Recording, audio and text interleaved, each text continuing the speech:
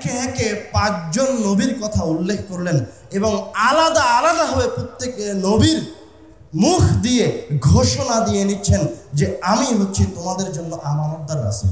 একে একে 5 জন নবীর কথা উল্লেখ করলেন এবং আলাদা আলাদাভাবে প্রত্যেক নবীর মুখ দিয়ে ঘোষণা দিয়ে নিচ্ছেন যে আমি হচ্ছি তোমাদের জন্য আমানতদার রাসূল। আমাদের কে আল্লাহ রাব্বুল আলামিন এবং রাসূল সাল্লাল্লাহু আলাইহি ওয়াসাল্লাম যে সমস্ত জিনিসের কথা বলেছেন এবং বাধ্যবাধকতা প্রদান করেছেন, এগুলির মাঝে একটি শ্রেষ্ঠ অন্যতম জিনিস হচ্ছে আমানা। আল্লাহ রাব্বুল আলামিন কোরআনুল কারীমে বলছেন, ইন্না আ'রাদনাল আমানাতা আলাস সামাওয়াতি ওয়াল আরদ। আল্লাহ রাব্বুল আলামিন বলছেন, নিশ্চয় আমি আমানতকে আসমান এবং জমিন এবং পাহাড় পর্বতের সামনে পেশ করলাম। ফাআবাইনা আন ইয়াহমিলনাহা, কিন্তু আসমান জমিন পাহাড় পর্বত এই আমানতকে গ্রহণ করতে অস্বীকার করলো। তারা বলল আমরা এই আমানতকে বহন করতে পারবো না। ফাআশফাকনা মিনহা, তখন আমরা তাদের উপর অনুগ্রহ করলাম, তাদের উপর চাপিয়ে দিলাম না। ওয়া হামালাহাল ইনসান ইন্নাহু কানা যালুমান জাহুলা, কিন্তু মানুষ এই আমানতকে গ্রহণ করল। আল্লাহ রাব্বুল আলামিন এই আমানতের ইতিহাস বলতে গিয়ে বলছেন, এই গুরুত্বপূর্ণ জিনিসটাকে, এই ফজিলতপূর্ণ জিনিসটাকে আমি আগে আসমান জমিনের উপর উপস্থাপন করেছিলাম, তারা নেয়নি। কারা নিয়েছে?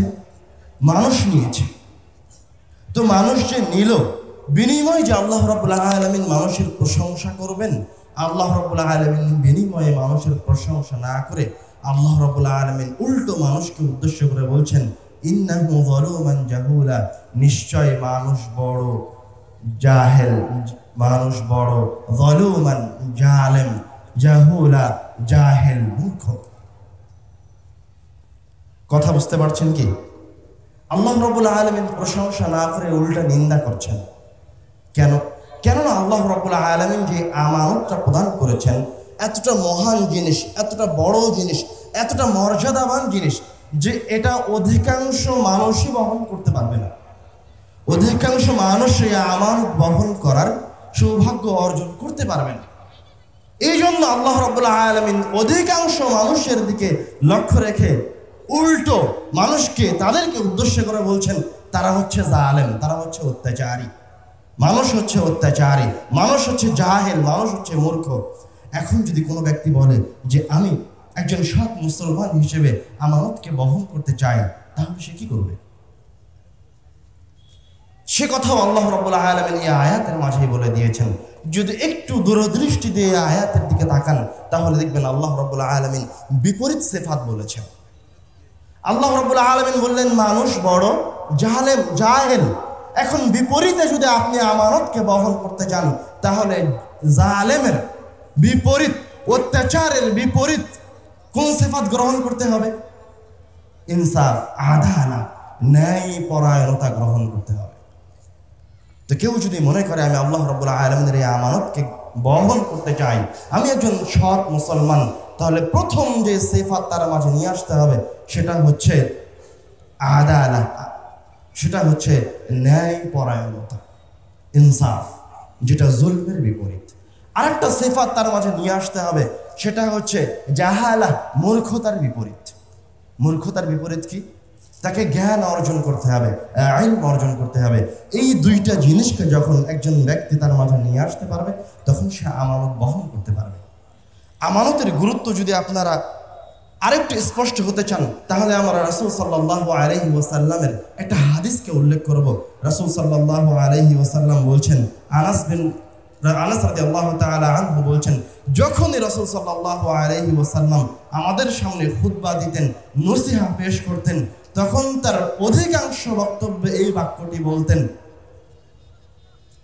মান লা ঈমান, যার কাছে আমানত নেই তার কোনো ঈমান নেই। লা ঈমানা লিমান লা আমানাতা লাহ, ওই ব্যক্তির কাছে ঈমান নেই যার কাছে কি নেই? আমানত নেই। আরেকটা কথা রাসূল সাল্লাল্লাহু আলাইহি ওয়াসাল্লাম বলছেন, লা দীনা লাহু লিমান লা আহদা লাহু। যে ব্যক্তির কাছে আহাদ নেই, যে ব্যক্তি চুক্তি করার পর ভঙ্গ করে, তার কাছে কোনো ধর্ম নেই, তার কাছে কোনো দিন নেই। আল্লাহ রাব্বুল আলামিন দুইটা জিনিসের মাধ্যমে দুইটা জিনিস উঠে যায়, দুইটা জিনিসের মাধ্যমে দুটো জিনিস উঠে যায়, এ কথা রাসূল সাল্লাল্লাহু আলাইহি ওয়াসাল্লাম স্পষ্ট করছেন। যখন আপনার মাঝে থেকে আমানত উঠে যাবে, তখন রাসূল সাল্লাল্লাহু আলাইহি ওয়াসাল্লাম বলছেন, তখন আপনি বেঈমান হয়ে গেছেন। যখন আপনার মাঝে থেকে দিন উঠে যাবে, যখন আপনার মাঝে থেকে ওয়াদা, আপনি যখন ওয়াদা ভঙ্গ করবেন, যখন আপনি খেয়ানত করবেন, তখন আপনার কাছে থেকে ধর্ম উঠে যাবে। এই আমানতকে আল্লাহ রাব্বুল আলামিন রাসূলগণ, ফেরেশতাগণের সিফাত হিসেবে উল্লেখ করেছেন। এক জায়গায় দুই জায়গায় নাই, আল্লাহ রাব্বুল আলামিন নবীদের, সকল নবীদের সাথে যে সিফাতটা জুড়ে আছে সেটা হচ্ছে আমানতের সিফাত। যদি রাসূল সাল্লাল্লাহু আলাইহি ওয়াসাল্লামের প্রতিবেশীদেরকে জিজ্ঞাসা করা হয় মুহাম্মদ সাল্লাল্লাহু আলাইহি ওয়াসাল্লাম কেমন ছিলেন, প্রতি উত্তরে তার প্রতিবেশীরা বলবে মুহাম্মদ সাল্লাল্লাহু আলাইহি ওয়াসাল্লাম হচ্ছেন আমিন, মুহাম্মদ সাল্লাল্লাহু আলাইহি ওয়াসাল্লাম হচ্ছেন সাদিক, অর্থাৎ মুহাম্মদ সাল্লাল্লাহু আলাইহি ওয়াসাল্লাম আমানতদার ছিলেন, মুহাম্মদ সাল্লাল্লাহু আলাইহি ওয়াসাল্লাম সত্যবাদী ছিলেন।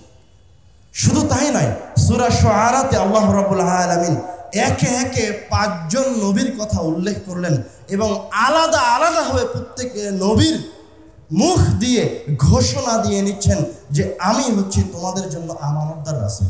যেমন দেখেন, মুসা আলাইহিস সালাতু ওয়াস সালাম সূরা শুআরা এসেছে, তিনি তার কওমকে সম্বোধন করে বলছেন ইন্নী লাকুম রাসূলুন আমিন, আমি তোমাদের জন্য একজন আমানতদার রাসূল। লূত আলাইহিস সালাম তার কওমকে সম্বোধন করে বলছেন ইন্নী লাকুম রাসূলুন আমিন, আমি তোমাদের জন্য একজন আমানতদার রাসূল। সালেহ আলাইহিস সালাম তার কওমকে উদ্দেশ্য করে বলছেন ইন্নী লাকুম রাসূলুন আমিন, আমি তোমাদের জন্য একজন আমানতদার রাসূল। আল্লাহ রাব্বুল আলামিন এই বাক্যটা সূরা শুআরার মাঝে একবার বলে দিলেই পারতেন, কিন্তু আল্লাহ রাব্বুল আলামিন একবার দুইবার নয়, 5 বার উল্লেখ করলেন। বোঝা যাচ্ছে আমানত অনেক মহান একটা জিনিস, যেটা সবাই বহন করতে পারবে না। সেটা হচ্ছে একমাত্র সালেহ, সৎ, নেককার বান্দারা এই আমানতকে বহন করতে পারবে। শুধু তাই নয়, আল্লাহ রাব্বুল আলামিন জিবরাইল আমিনের ক্ষেত্রে যখন বলছেন, তখন বলছেন নাযালা বিহি রূহুল আমিন, নিশ্চয় আমানতদার জিবরাইল কুরআনুল কারীমকে নিয়ে মুহাম্মদ সাল্লাল্লাহু আলাইহি ওয়াসাল্লামের নিকটে এসেছে। আমানতকে যদি আরো স্পষ্ট করতে যান যে আল্লাহ রাব্বুল আলামিন এই আমানতকে বাস্তবায়ন করার জন্য কতটা কঠোরতা দেখিয়েছেন, তাহলে রাসূল সাল্লাল্লাহু আলাইহি ওয়াসাল্লামের সিরাতে আসতে হবে। রাসূল নিজেই আমানতদার, সবাই সাক্ষী দিচ্ছে রাসূল সাল্লাল্লাহু আলাইহি ওয়াসাল্লাম আমানতদার, কিন্তু এই ঘটনায় ফিরে আসেন রাসূল সাল্লাল্লাহু আলাইহি ওয়াসাল্লাম যখন মক্কা বিজয় করলেন, মক্কা বিজয় করার পর উনি কাবা ঘরের চাবিটা গ্রহণ করে কাবা ঘরে প্রবেশ করেছেন। ওসামার কাছে কাবা ঘরের চাবি ছিল, উনি তার কাছে কাবা ঘরের চাবিটা নিয়ে সালাতের জন্য কাবা ঘরে প্রবেশ করেছেন। এমত অবস্থায় মুহাম্মদ সাল্লাল্লাহু আলাইহি ওয়াসাল্লামের উপর আয়াত অবতীর্ণ হলো, কুরআনুল কারীমের আয়াত অবতীর্ণ হলো, ইন্নাল্লাহা ইয়া'মুরুকুম আন তু'আদ্দুল আমানা। মুহাম্মদ সাল্লাল্লাহু আলাইহি ওয়াসাল্লাম ওসামার কাছ থেকে কাবা ঘরের চাবিটা নিয়ে সালাতের জন্য কাবা ঘরে প্রবেশ করেছেন, আর চাবিটা তার ভাতিজা আব্দুল্লাহ ইবনে আব্বাস রাদিয়াল্লাহু তাআলা আনহু হাতে উঠিয়ে দিয়েছেন। এই অবস্থায়, কাবা ঘরে থাকা অবস্থায় মুহাম্মদ সাল্লাল্লাহু আলাইহি ওয়াসাল্লামকে আল্লাহ রাব্বুল আলামিন বলছেন তুমি আমানতদারিতা দেখাও এবং আদল ইনসাফ করো।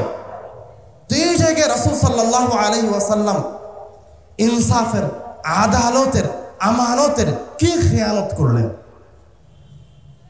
মুহাম্মদ সাল্লাল্লাহু আলাইহি ওয়াসাল্লাম শুধুমাত্র ওসামার কাছ থেকে চাবিটা নিয়ে আব্দুল্লাহ ইবনে আব্বাসকে দিয়েছেন। তো যার কাছ থেকে চাবি মুহাম্মদ সাল্লাল্লাহু আলাইহি ওয়াসাল্লাম নিলেন, তিনি হচ্ছেন একজন কাফের, তখনও তিনি ইসলাম গ্রহণ করেননি। চাবি নিয়ে চাবির জিম্মেদারি কাকে দেওয়া হচ্ছে? একজন সৎ সাহাবীকে।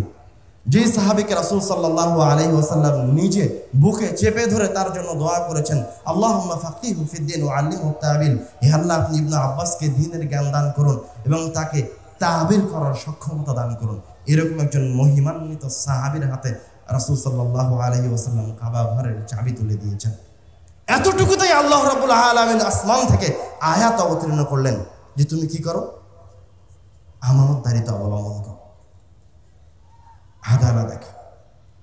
তো আল্লাহ রাব্বুল আলামিন এই আমানতের সিফাতকে, আল্লাহ রাব্বুল আলামিন এই আদালত, ইনসাফ, এই শিক্ষার সিফাতকে কাদের সাথে জুড়ে দিয়েছেন? নবী রাসূলদের সাথে জুড়ে